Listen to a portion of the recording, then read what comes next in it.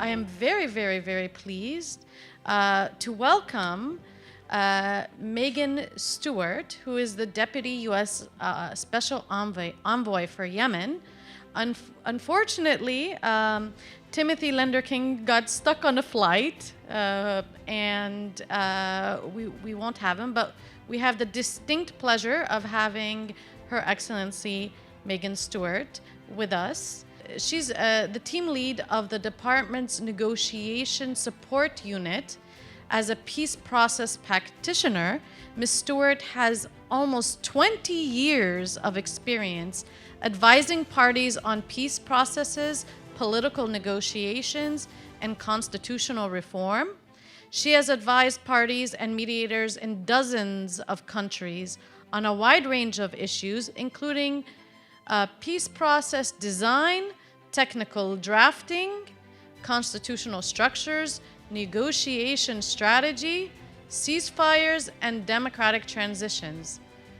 As Deputy U.S. Special Envoy for Yemen, Ms. Stewart works closely with Special Envoy Lenderking to support the ongoing talks to establish a durable peace in Yemen. And without further ado, it's my distinct pleasure to welcome Ms. Stewart.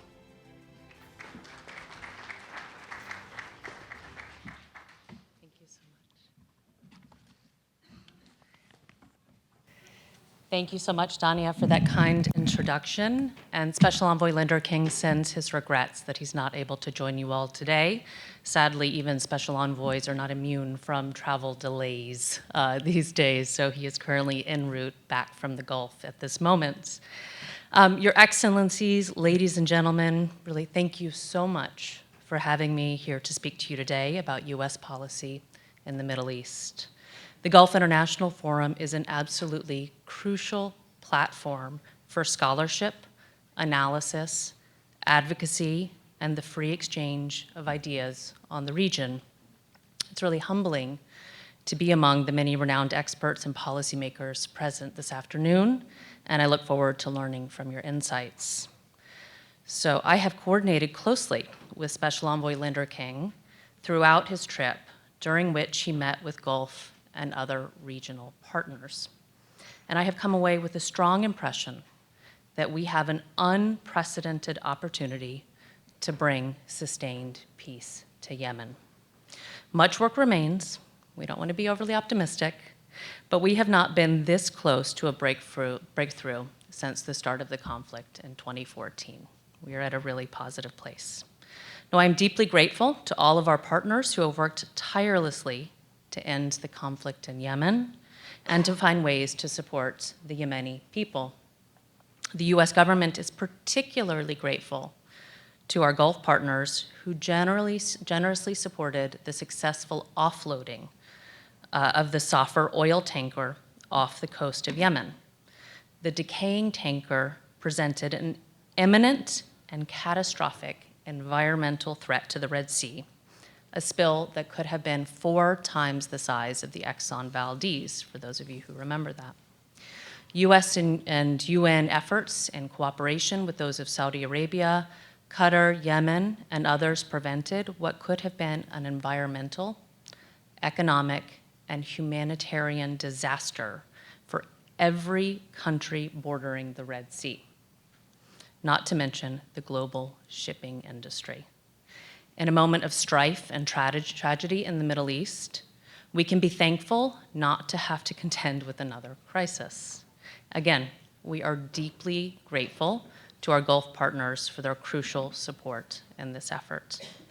Now, the tragic situation in Israel and Gaza, as we were just discussing, is of course on all of our minds, and I would be remiss to not address the ongoing events and their effect on the Gulf and our peace efforts in Yemen.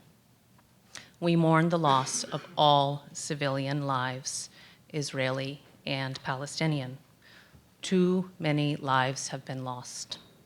But we must be honest, escalation and regional war in the Middle East is not good for peace in Yemen or for broader stability and prosperity in the Gulf. We have made tremendous progress towards peace in Yemen over the past 2 years. and the parties to the conflict now have a precious window of opportunity to lock in the gains through a sustainable peace agreement. But this progress is fragile and could easily be undone by regional escalation and spillover from the conflict in Gaza. We must work to collectively prevent this. Our partners, particularly those in the GCC, have a crucial role to play in diplomatic efforts to promote stability across the region and in Yemen. As the President has said, no party, particularly no non-state actor, should take any action that could escalate the conflict regionally.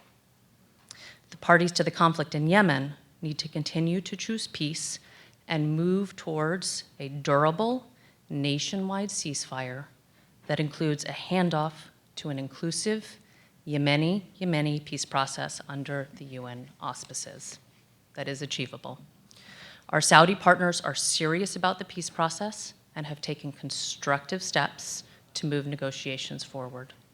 The United Arab Emirates and other regional countries are playing an equally essential role. Oman, of course, has also been an invaluable partner in facilitating progress on Yemen. We must continue to work together to get this stage of the Yemeni negotiations over the finish line. The entire GCC is committed to the effort for peace, and like us, wants to see an end to Yemeni suffering and a return to prosperity. I hope many of the ideas that you all develop here today help feed into creative policy and diplomacy that translates into real impact on the ground. This is not abstract. Lives in Yemen and across the region depend on it.